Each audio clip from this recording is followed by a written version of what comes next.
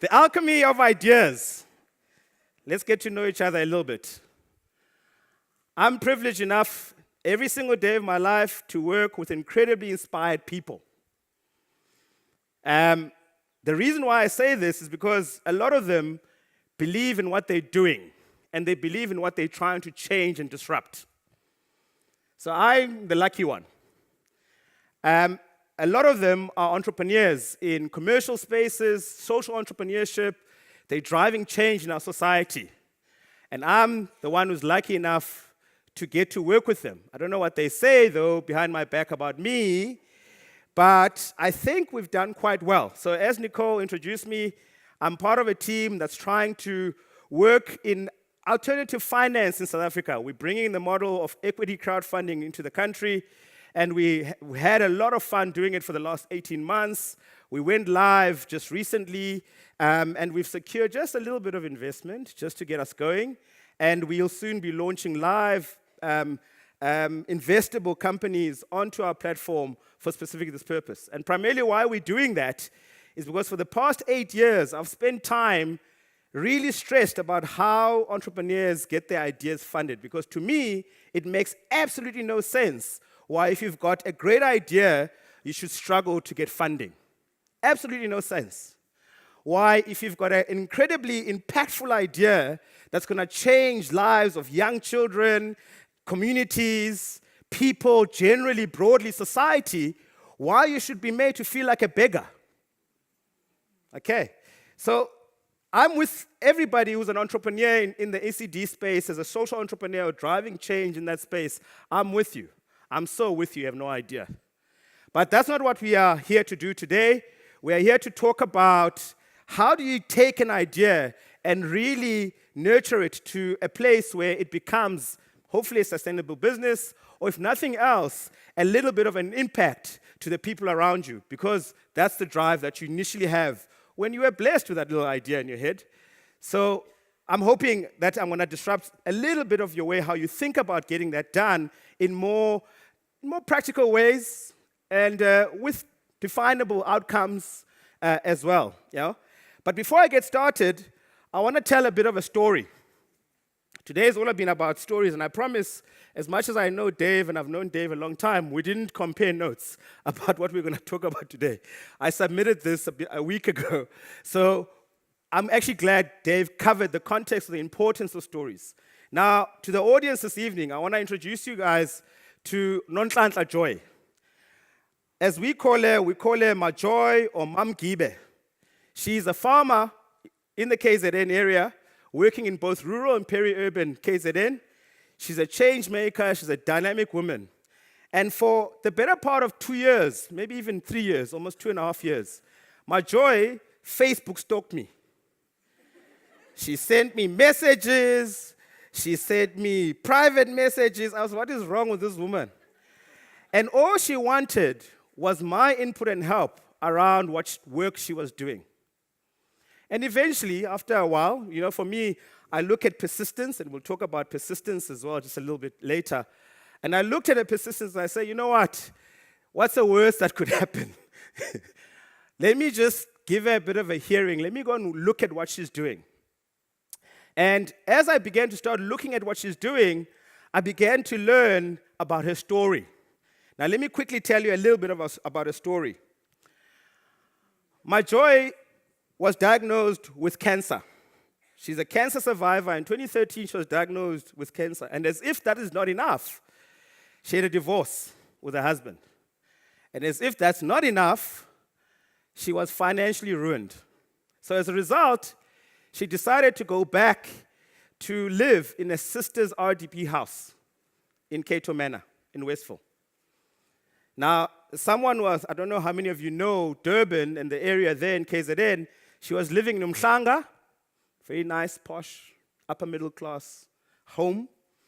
Had to change the entire circumstance of her life and downgrade to an RDP house. South Africans will know. Those are little pokey, small 2-bedroom houses in our townships, in our communities. She had to downgrade her life back to that. But again, she didn't get defeated by this. She decided that she will do something about it. So she needed food. She had no income. She had no support. And she had 2 kids to feed. Okay? There's nothing like adversity that begins to allow you the space to generate ideas. What did she do? She didn't become despondent. She became marginally more religious. There's something about poverty that makes you pray a lot. I don't know what it is. Okay? So she went to church. She became very reflective, and the idea that came to her mind is, why couldn't she farm? Why couldn't she plant and make her own food and grow her own food? So she started, like we would all start. She started planting vegetables in her backyard. But as luck would have it, she had chickens as well there. The chickens started pecking at the damn seeds, the damn chickens. So these chickens started eating her seeds, and this was the inspiration for her to start and experiment with the process to grow vegetables off the ground.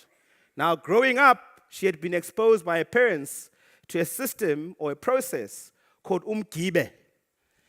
Loosely translated from Zulu is called the hanging garden.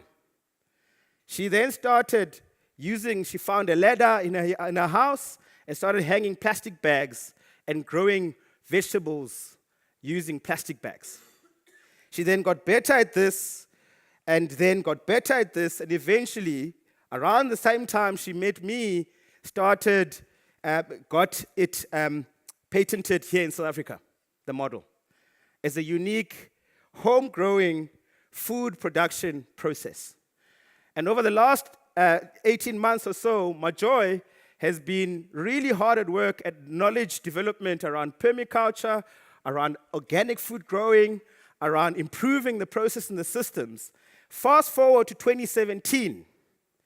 In March this year, Nonhlanhla Joy was voted and nominated or won female social entrepreneur of the world in Paris in 2017.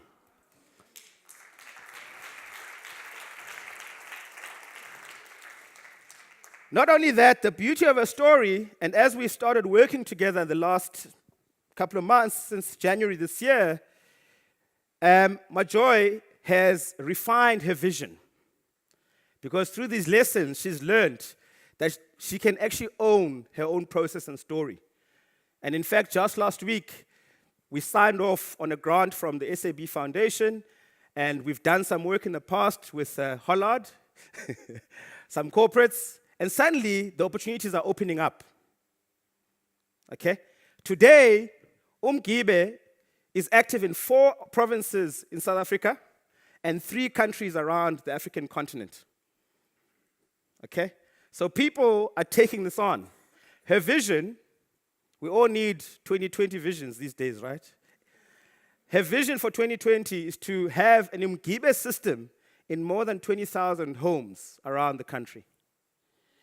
And again, part of what drives her vision really revolves around food security, around community enablement, around income generation. And again, like solar panels these days, she wants that in every backyard, whether you are in Constantia, in Stellenbosch, Cato Manor, Jakarta, you name it, she wants to be there.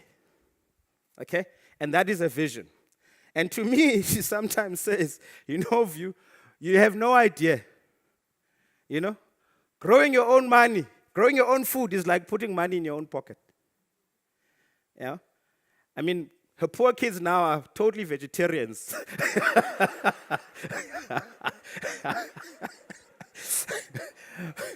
But you know what? They get a square meal every day. They're healthy. And in fact, in our group, we talked a little bit about the importance of food and nutrition. They're healthy, and, they get to live a really good life. Now, to me, this may seem like, magic, right? But this is a whole context around alchemy. To me, Majoy as a change maker and as an enabler is creating magic, but owning the process. Okay? Now, again, when Nicole asked me to talk about alchemy, I didn't tell her, hey, Nicole, you know this alchemy thing? I must try and understand if I understand it properly. Ne? I get ideas, but alchemy, is that like witchcraft? And then I looked, I said, oh, it's transformation, creation, combination, witchcraft. Hey? So, alchemy, really the context of how we take, and I think we've learned that today. Okay? And many of you in your own private spaces are working on some dynamic, amazing ideas that have the likely impact of transformation. Innovation Edge has invested in over 30 of you guys that are here. There's a reason why they've done that. They're good people, I'm sure. Yeah, Erica? You guys are good people. You love this type of thing. But they want value. They want a return on the investment. They believe in what you're doing as much as you do. But sometimes, I hate entrepreneurs. Because sometimes, as a funder, you have to end up believing more in the idea than the entrepreneur who brought the idea to you. Yeah? And then suddenly you start to wonder, but why? So this is why I've been asked to come and speak here today. Is to say, Vu, as someone who's been doing this for some time, this is now going on 8 years. Jamie, too, you don't know this, but I was one of the guys who started Bandwidth Bar and Kailicha and Bandwidth One Woodstock. Okay? In that process, I've seen entrepreneur after entrepreneur, idea after idea. I've run programs, I've run accelerators. We're doing funding now. Yeah? And throughout that process, you know, the context around taking solid ideas, but working on them in such a way that becomes, there's a product, there's an impact, there's a value, there's just a transformation because of it, is equally part of the process. So Nicole said, Vu, you're the best guy to do this. I was like, okay, I guess you make a point, because I have been doing this a long time. So here's where we're going to start. Let's start the conversation now. So the first thing that, for me, I found incredibly interesting about ideas, the best ideas especially, is that the best ideas are driven by need. Okay? If you struggle to define the need for your idea, it's not the best idea. Sorry to tell you. Okay? It might still be a relevant business. It doesn't mean that it's necessarily going to shape or change anything new. Okay? Now again, even traditional industries can be disrupted where there is a need for the concept to drive that disruption. Okay? Now, in many times, I spend time with entrepreneurs in the townships as part of the Black Entrepreneur Forum, and I see people do Me Too businesses. But they do the same type of business as the guy next to them. Yeah? They just have to be nice to each other and decide to split the customers. Okay? That's not likely to have any sustainability, add any value. Now again, my uneducated, cynical view of ECD at times is that, again, there's too many ECD centers replicating and doing Me Too businesses. Okay? The need is not always just defined by the gap in the market. The need primarily is sometimes defined by whether or not people feel the context of need to drive change. And I'll try to unpack that in a way that people in the ECD space understand. So just because there's no crash in an area doesn't mean there's a need for one. Doesn't matter what you tell yourselves, because in the day, the bottom line is, if you don't have a plan around how that ECD center is likely to sustain itself, there's a reason why there is no ECD center in that community. But it doesn't mean that the gap doesn't necessarily exist to nurture the children in that community. Okay? And that's not a contradiction, because again, when you define the need, you begin to start defining the process to which you fulfill the need. When you have a sustainable business, you begin to start rethinking the context of how you're likely to scale that business to touch even more people. Okay? So again, the first part of any thought pattern that should go through your mind as an entrepreneur or as a funder of a social business, as you think about it, is have you defined or has the entrepreneur defined the need for that business to exist? Far too many entrepreneurs that I meet and I get to know are actually in the hobby space. Okay?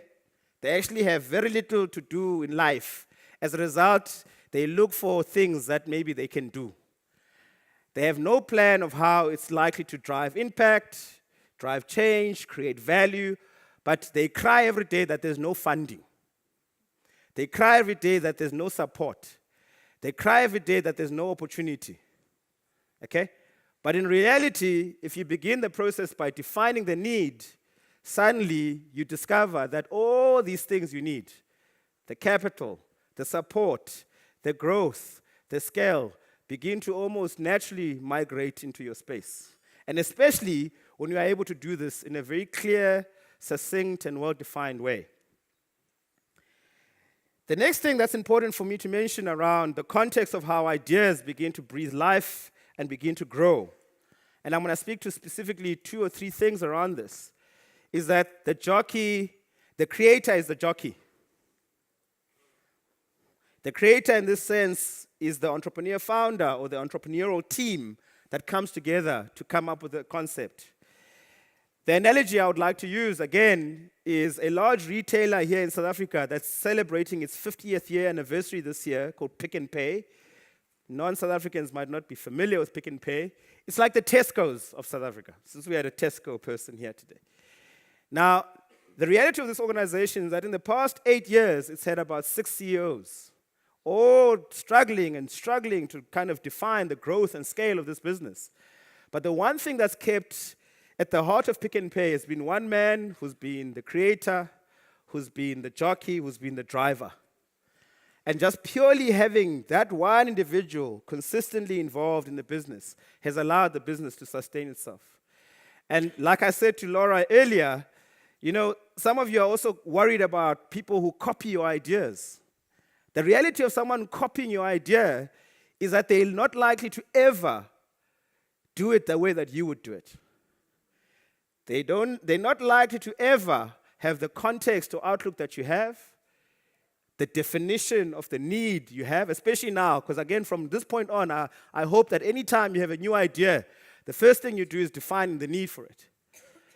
So they're never likely to ever do it the way that you would do it. They might pretend and it might look like they're succeeding because they take Dave's advice and write beautiful stories and create fireworks and wildfires.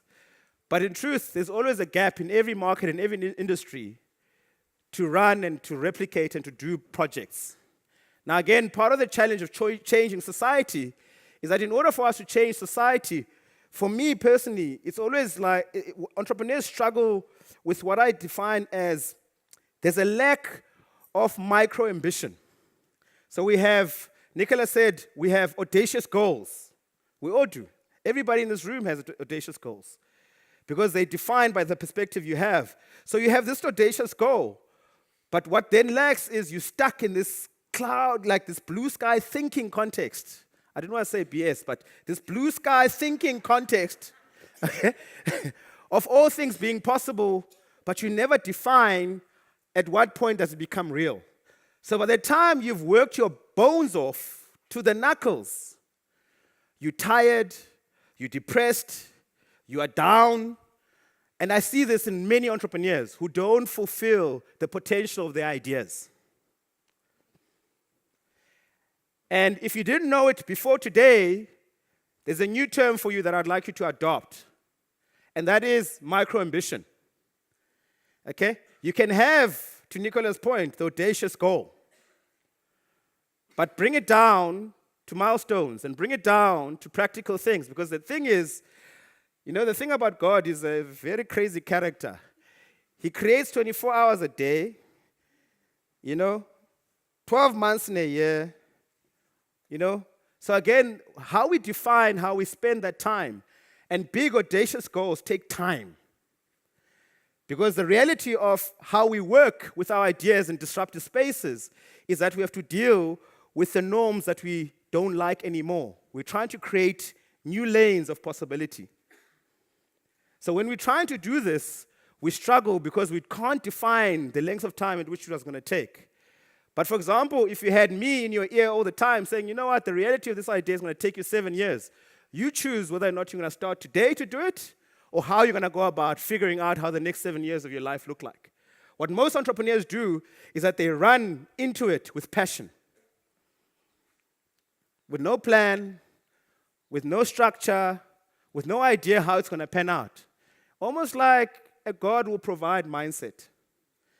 And then pretty soon, life's responsibilities catch up to you. Your lifestyle, isn't it? We all want to eat nice, live nice, put petrol in our cars. We all want to do these things that are practical about life. And yet these things cost money. And yet these things really take a drain. And they don't pay attention to the needs that we have. So you can't go to your children's school to barter for the impact you're going to have in society, for the school fees to be paid. It doesn't work like that. Okay? So the realities of life begin to catch up with you. As a result, you get a bit down. And many good ideas die because of this. Many awesome ideas die because of this. Now, I said earlier that I would talk a little bit about persistence. And I think part of the context, we've kind of created the foundational phase of, what would it take for us to begin to defining ideas. Now, the most critical thing at this stage, this is now where we get to ECD, is action. Okay? For me, action is one of those things where it's really, I've spent a lot of time through the Black Entrepreneur Forum driving advocacy, talking to politicians, talking to everybody. Okay? Literally 3 years of my life where I earned no salary, no income, no anything, but because I was lucky enough, I did some things in my life that made me relatively okay to do this. And what I learned from that process is that far too often we spend time talking about the things we're going to do and not nearly enough time focusing on doing the actual things that we had intended to do. So again, part of my thoughts around action is that your action has to be very purposeful. Your action has to be persistent, almost dogged in a way. Yeah? Your action has to be related to the things that you define through your vision and through how you define your goals. Now again, sometimes, like with everything, by purely doing something, the universe has this way of turning things around and clicking. And some of you, are lucky sometimes you'll do something and it works first time around.